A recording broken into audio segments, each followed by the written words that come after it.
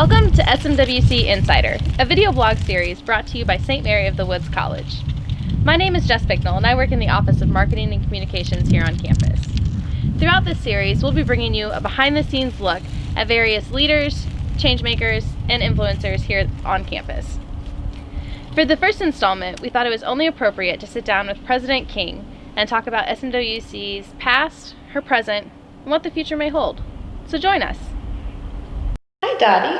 Hi. Hey, so as you know, this is the 180th year here at St. Mary of the Woods College. Wow. Right? Yeah. Let's reflect back a little bit on the past 180 years.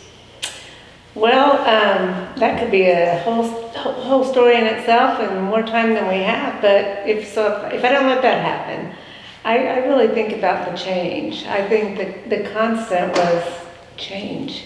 When I think about us being formed as an academy and being for high school age girls, and then there was a request to add boys, which they really didn't add boys to the academy, but did something different for boys, and by the Civil War, adding courses in higher education, and by the turn of the last century, offering both college, full college and full academy, and then moving the academy off campus. And in the beginning we were kind of a general studies major. It was the only thing you can major in.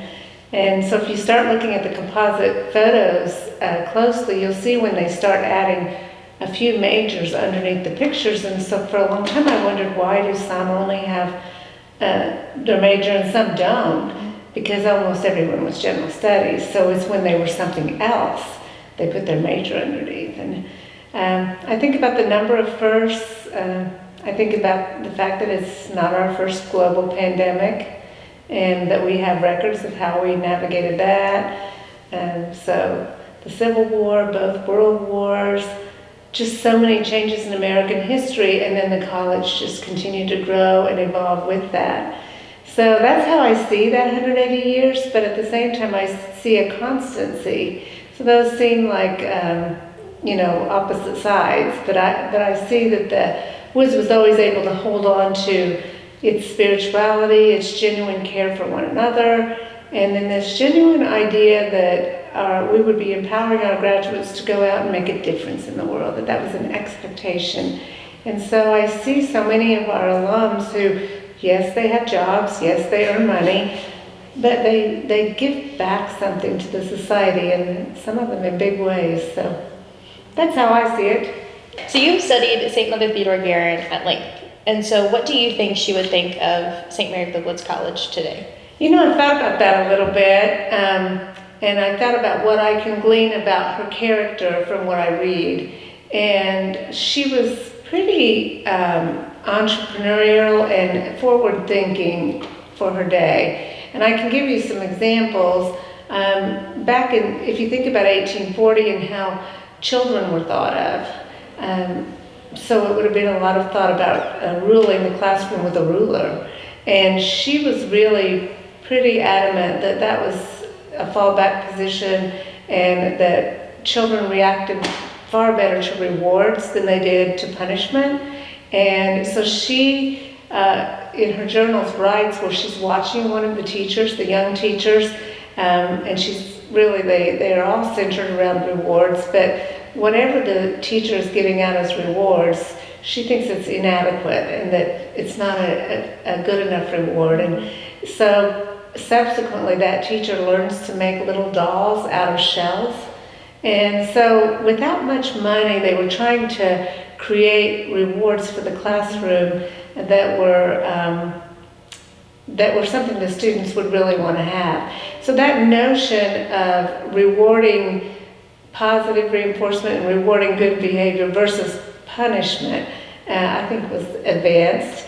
And she offered all of the curriculum that you would expect in 1840, needlepoint included, but she also was pretty determined that we would have a strong science foundation. And that was very unusual for girls in 1840. Because think, when she came, they weren't educating girls at all. post grammar school. And then she's not only founding a school, but it's going to have a strong science foundation. So I think she was forward thinking. So I like to think that she would at once be pleasantly surprised, like, oh my. And at the same time, I think that maybe, hopefully she'd be pleased that we've held on to the things that were so important in the beginning, and that legacy of faith and care. But I think she would be happy. I think so too. I think she'd be very proud of how far we've come. Yeah. I mean, I'm thinking that a doctoral program, Right. pretty amazing. Can't imagine what you would say to that. Yeah. So as we look ahead to the future, we have launched the Aspire Even Higher strategic plan. And this coming fall, we're going to announce the master plan for the next 20 years. Yeah. Isn't that crazy? Yeah. So why don't you tell us a little bit about both? Well, I will. First of all, the strategic plan, from the Aspire Higher and then the relaunch of that to the Aspire Even Higher, we've been pretty determined to keep it as a framework and not a set in stone set of objectives, so that we would be nimble. And we also wanted it to be a document that we lived by, not just one that we checked the box that we had one and put it on the shelf. So I'm really pleased the most at the breadth of the plan and the number of people on campus who've been involved. There's just I think at one point there were 80 people involved in some committee or other, and that's a large percentage of our employees giving their voice to the future. And I think that's what's really going to help us to make sure we stay on track, because we're getting buy-in along the way, and everyone's aware of the objectives in the plan, so it just helps it to be a real document for us. So I'm proud about that. And then with the acquisition of the new land that we purchased a couple of years ago, it really made a lot of sense to look at that land and begin to lay out, really on top of our strategic plan, the master plan for not just the land, but our current buildings and our future buildings, so that everything would be working together. What we would be thinking of academically, and what we would be thinking of with regard to fundraising, and then what we hope to build, all of that would be working together and synchronized. And so we're going to be able to do that with this master plan. It is supposed to be a 20-year plan, but it's really a little segmented. The board has asked me to look at 5, 10, and 20. So to outline the objectives that in both places, with the master plan and with academic programming, what we hope to accomplish within 5 years, and then a 10-year. And of course, the 20-year plan gets more misty. That's where we really don't want to get locked in, because none of us can imagine what the needs of the world exactly are going to be. So all we can do our best to do is lay it out, that we think this is how it's going to be, and not put anything in the wrong place right now that will close the door for us in the future.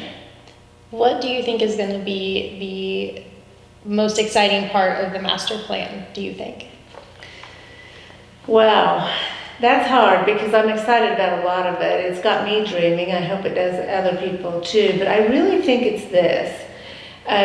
When we really studied the avenue, and of course it exists already, and we call it during our, this time, we call it the avenue moment, this feeling that people have when they come on our campus, multiple times, but especially the first time.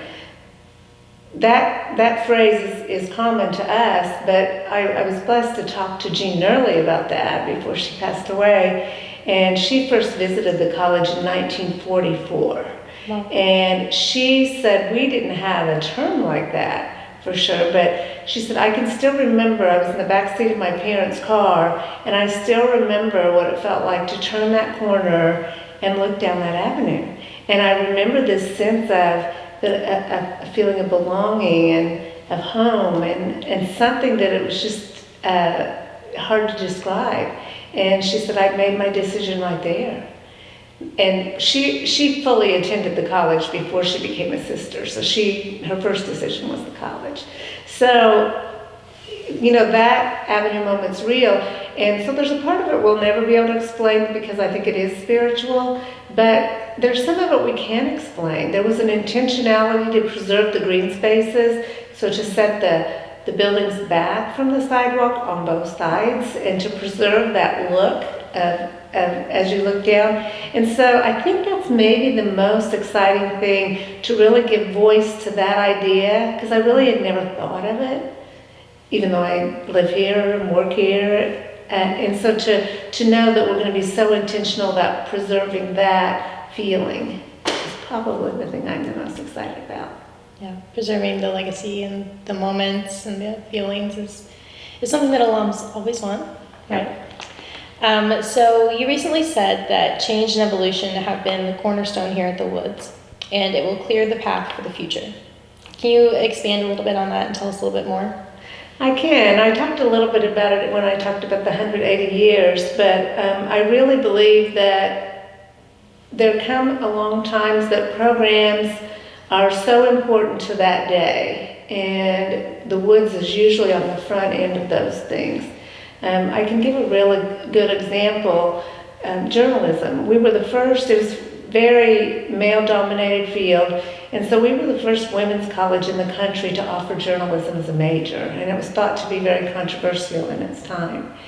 And so, forward thinking, women can do this, women will add something new to the voice in journalism, and we added that major. It was very popular. It was Jean Early's major, and a lot of women not only took on that major, but went on to do amazing things. The current board chair, her undergraduate, it's Barbara Renaud, by the way, class of 1970, her undergraduate major was journalism. Now she did go on to law school and become an attorney, but it was a very popular major, and I think it really elevated women in society. So it made a real difference. But now look at today. Journalism is shifting in a huge way. Print publications are becoming fewer, so everything's changing, and so are we. So what we do with journalism is called something different now. Doesn't mean we don't do it, and we aren't still have a major for people to go into those fields, but it's a more digital media, well-rounded communication, because the needs have changed, society changed. So the last example I'll give is Jean Early herself. She founded the WED program, which was an acronym for the Women's External Degree Program in 1974, and it was the second distance education program in the country. So again, St. Mary of the Woods leading the way. That program was brilliant. It thrived here, and it made such a difference. Probably kept the college open in those years, and evolved. And so in 2005, we admitted men into that program, and it became the Woods External Degree Program, so still the WED program. And once I became president, I was really cognizant that as people searched for online programs, the word external didn't mean the same thing it did in 1974. It was not a known term, so people weren't finding us. And so we knew we wanted to change it to Woods Online, and I was really nervous about talking to Jean Early, and I wanted her permission because this was her baby.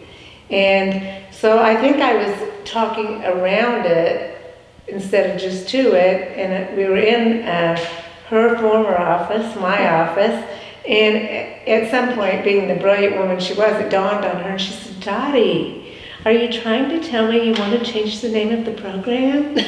And I said, "Yes." And I said, I don't want to upset you. And she said, "Listen, that program was perfect for 1974, but it's not 1974. I certainly hope that it has grown and evolved, and if the name needs to do the same, then let it happen."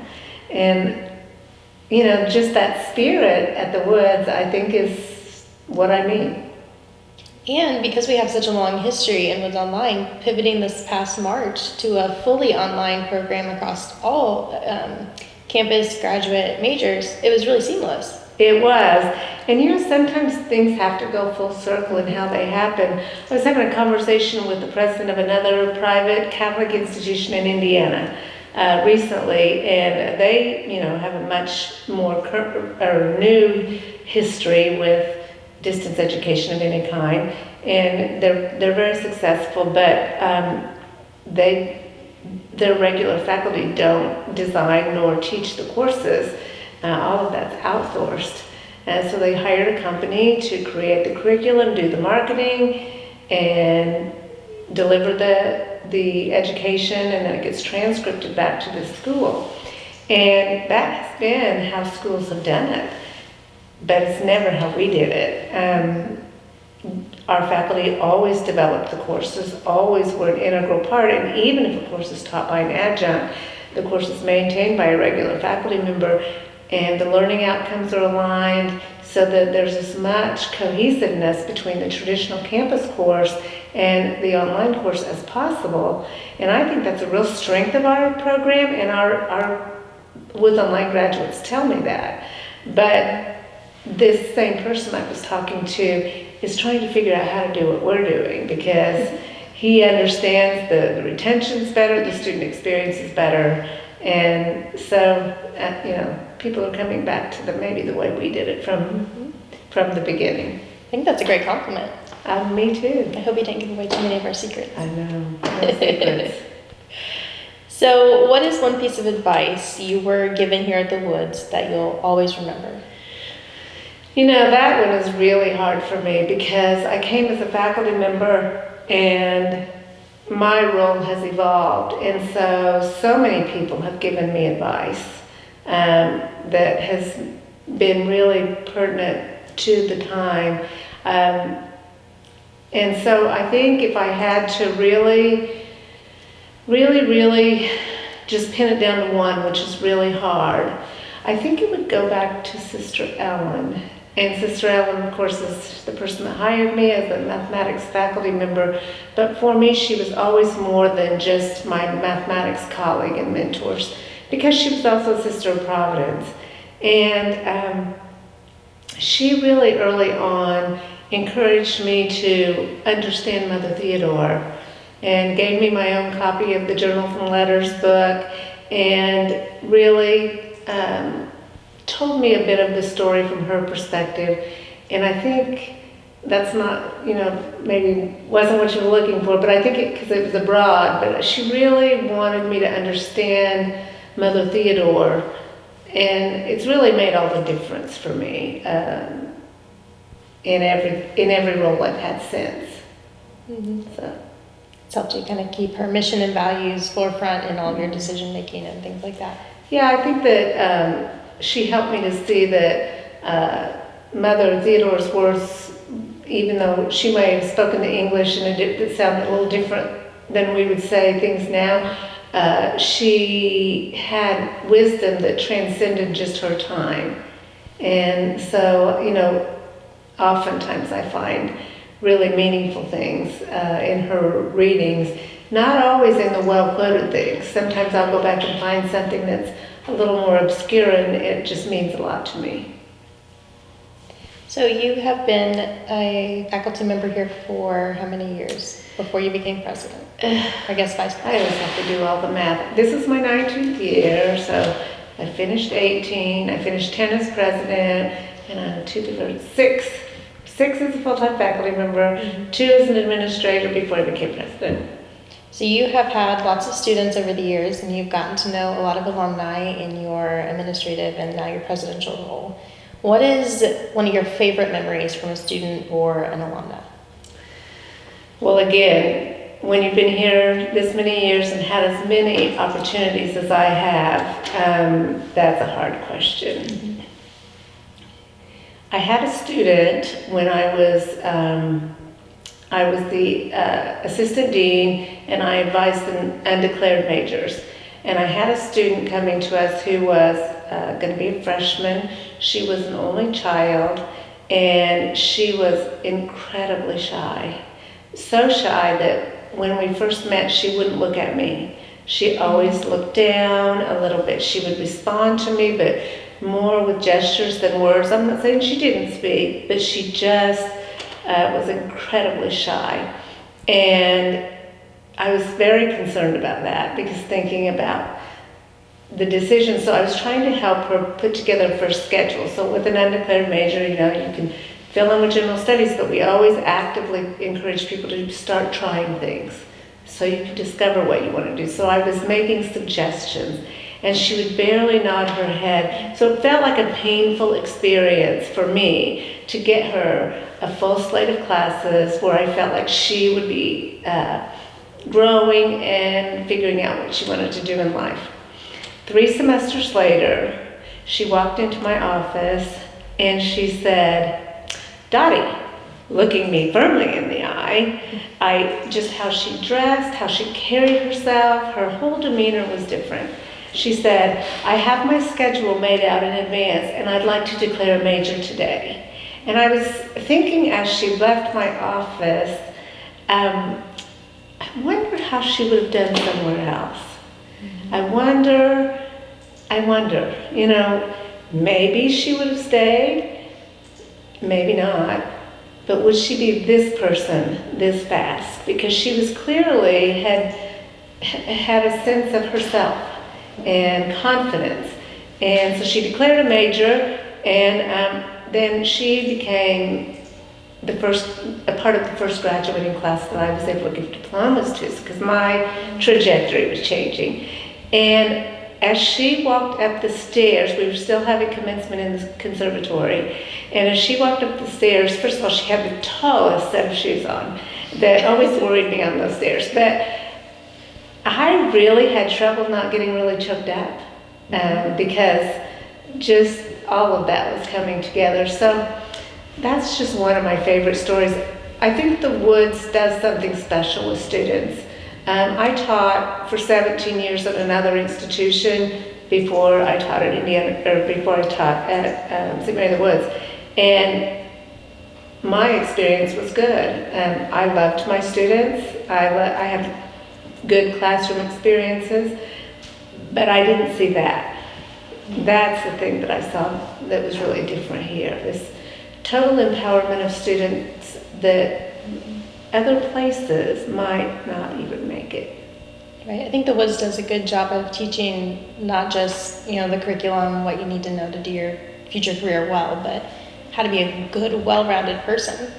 That's exactly right. And in a classroom that's small, there's really no place to hide. Mm-hmm. And if you start to slip through the crack, I've often said this, you have to find one on campus, and then try to slither yourself through one. There are going to be at least 5 or 6 arms holding on to you, trying to keep you from doing it. Yep. And so there's a high expectation that students will go on, will be successful, and will let us know how they're doing. And I think it makes a difference to be known. It does. It sure does. So what is your favorite spot on campus? That changes for me. I could almost give a cliche answer about wherever I'm at right now. If I think when I walk, so I'm going to name a few. Mm-hmm. When I walk into Holman Hall, I have that instant sense, my smell, everything about it, an instant sense of how I felt when I first came. And that brings a lot of really positive memories back for me. So Holman Hall is, there's something about that. It's hard not to love LaFair. I didn't ever live there, but just the grandeur of it. I can't imagine what students must feel when they come in and see that marble staircase and know they're living upstairs. I just think it's such a marvelous building. And I always think about LaFair when I'm in there, that I can almost hear the walls talk. I think about the conversations that have gone on for years, tears, joy, worry, excitement. That building's made it through wars. I just think all of that has happened with students living there. It's been their home. So I feel that a special, really something with LaFair. The avenue is undeniable. But I'm going to give my final answer. It's this office. It's just a special place. I know the presidents have been here before me. I know they've lingered over decisions that I've had to linger over, worries, felt the joy of a check that arrives right on time when you need it most. So I think my final answer is this office.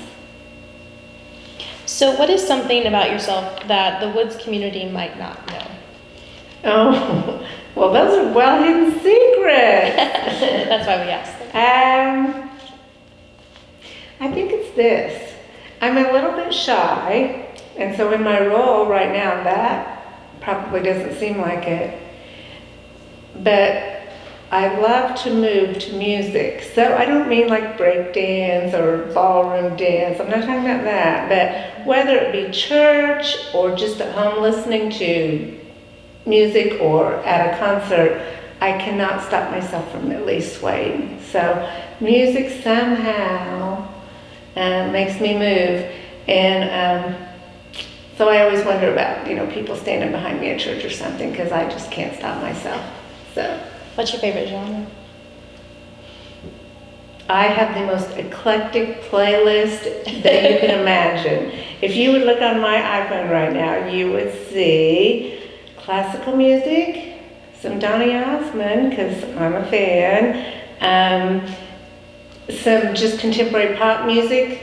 I'm a 70s girl, grew up and graduated in the 70s, so you'd see some of that. I really like Journey. And right now, I'm finding country music pleasant. So, all of that. Nice. So where do you draw your inspiration? How do you keep being creative and forward-thinking in your role at the Woods? A two-phased answer. First of all, my deepest inspiration does come from my faith. It's what I believe. I believe we are all put here for a purpose, and that while I could often tell you my deficits far easier than I could tell you my strengths, I do believe that God has put things in all of us, and talents and gifts and even aspirations, and that we should use them for the good. So when I'm tempted to be, despairing in a situation, that's the ultimate place I go. The second answer is really the people of the Woods. It amazes me the creativity, the loyalty of the people of the Woods. And when people come and don't stay very long, sometimes I'm not surprised and always a little sad. But sometimes I'm not surprised. It's almost like you can see or feel instantly when they don't get it. Now, I don't mean everyone needs to stay forever or they didn't get it, because sometimes Providence will use us here at the Woods and then our pathway will fork off, and that's still fine. But I'm talking about, people that really don't stay. It's almost like I can always tell when they're not going to. So it's the people of the Woods. This school has seen some challenging times. My first 5 years as president, no one got a salary increase for 5 years. And especially the staff were so, I'm sure they were sad. I didn't get one either. But I don't think they thought about working less. I don't think that the concept of a work slowdown was even in their mind. That's pretty inspirational when you're a president. When you're saying that you're not able to give people the raises that they really deserve, and you're not able to do it, and yet they're bringing their full creative self back, that's pretty inspirational. Well, thank you for the raises for the past few years that I've been here. Yes, thank God we've been able to do something every year since that 5 years, every year since. It's not as big as we want, but we've been able to keep going forward, and especially in this pandemic year when lots of schools not only didn't give raises, but did things like eliminate the retirement match or lessen the health benefits. So I'm really thankful to God that we were blessed. Right, we didn't lose benefits and we still got raises, We did. Amazing during this time. So what do you say to someone that is considering coming to the Woods as a student, whether in the campus program, the online program, or as a graduate, or even a doctoral candidate next fall? Yeah, how exciting will it be to be the first ever doctoral cohort here. Well, first of all, what I would say is every student has to find the school and the program that's the best fit for them. I happen to be so biased in this matter. I didn't attend a small private school, and my education was good, but I don't have a home to go home to that's anything like this. I have regrets that I didn't have an experience like this. And so what I would say to anyone is you should really consider St. Mary of the Woods College. Put it on your list. Come and visit, look around, listen carefully. And when you're listening carefully, of course, get all of those questions answered, the really practical ones. But listen to what's inside of you. If there's a pull for you here, listen to that. Because what I have witnessed from our alumni are generations of students who have just such a love for this place. They love one another. That's not surprising. But this place means something to them. Being here, walking here, they want to come here when they're excited. They want to come here if they're are experiencing sorrow. It's just a deep place. My favorite part of the Ring song is the woods is lovely, dark, and deep, because I think that dark and deep is that mystery part that's really hard to describe, and yet it's just tangible. So I would encourage students to consider that as they make their choices. I think that's it. So I have one question that wasn't on the list, and you might not want to think about today, but tell us about a day in the life of a small Catholic private liberal arts president. Well, a day in the life is hard to describe because no day is the same. If we discount the pandemic, some days might be just full of travel and meeting different alum groups and doing it breakfast, lunch, dinner, in between. So there's no day that's like the other. But if I think about a typical day on campus, which I think is what you're describing, what's really different for me than I think a lot of presidents is at the Woods, we're small enough that I have an awareness of what is going on across campus, of so many things, little and big. I think that's the thing that if I would project myself before I did this to now, what would surprise me the most is that how many things I would know about. Just the details of everything from a problem like a leaky bathroom to what's getting painted, what colors are being considered, a disagreement between two employees. It is really strange to me how eventually that news all trickles to this office. Now, I'm not saying I know everything, but it's surprising to me how many things that I am aware of on campus.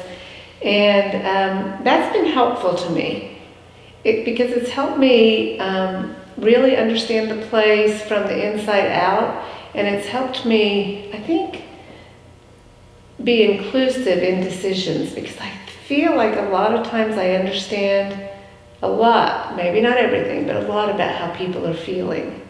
And so being able to tap into that, and I think that might be the most surprising thing about a day in a life is that I'll talk about enrollment and I'll switch to the finances and then plumbing problem and then, maybe do something like this and then maybe call an alum or two, write some notes. It's just like a really all over the place experience. Keeps you on your toes. It does. The thing I miss the most is teaching, by the way. Is it? It is. Why is that? There's an energy that comes from being in the classroom that I miss. I miss there are other ways to glean energy. I don't mean there are not other energies, but that classroom thing I miss. So I'm really always blessed to be with students in any way. I love to be around them. I love to just talk to them. And I miss that. And I'm really worried about not being able to do mathematics anymore. So sometimes I test myself a little bit and say, do I still remember the mean value theorem? And so far, I still remember a lot of things. That's good. I was up until my sophomore year of high school, I was gonna be a math teacher. I told myself that for years. That probably means you're a really well-rounded person because you're definitely using the creative side of your brain. So that's the right side, and the left side's the more logical side, so well-rounded. Right. About once a month, I have to flip on the math side. Well, then I'll tell you a Balance secret budget. that I always knew I was going to teach, but I thought it was English. Oh, really? I have the other side of my brain, too. I always really liked English, literature, and all of that. And so that's the sort of the path I was headed down. And someone told me what a shortage there were of females in the math field. And it sort of made me think, okay, maybe I'll go that direction. Trailblazer. Yeah. Even at a young age. Yeah, most of my classes I was the only woman once I got beyond the beginning. So. Did you ever meet adversity through that or challenges with male counterparts? No, by the time I was going through we meaning women in a mathematics class might have definitely been a minority. There was encouragement along the way from professors. The only negative I can remember at all was a professor I really liked. The field was analytic geometry, and she told us that we were going to struggle because we would not be able to visualize the rotations. Now, what I've learned is she's absolutely right. We are not as good at that, but it really has to do with what kind of toys we play with. Now you don't want me on camera anymore because now you get me on my dissertation topic. But boys play with a lot of things that move and that do things, that they launch them, like cars and trains, and they move. And girls do a lot of dolls and things that don't do anything. So their brains are forming synapses that help them visualize rotations. I never would have thought of that. And so girls can catch up really fast, though. But if you raise girls and boys, it's important that girls and boys play with all kinds of toys. Right. Dolls are fine. Give them the other things, too. So I have to ask, have you got your granddaughters, like trains and car tracks, things like that? I do get them those things. I'm really into that, yeah. I love it. Yeah. Thank you for watching this episode of SMWC Insider. Please join us next time as we sit down with the Office of Advancement and talk about the Woods Fund and how that impacts and continues the mission of St. Mary of the Woods College. Bye!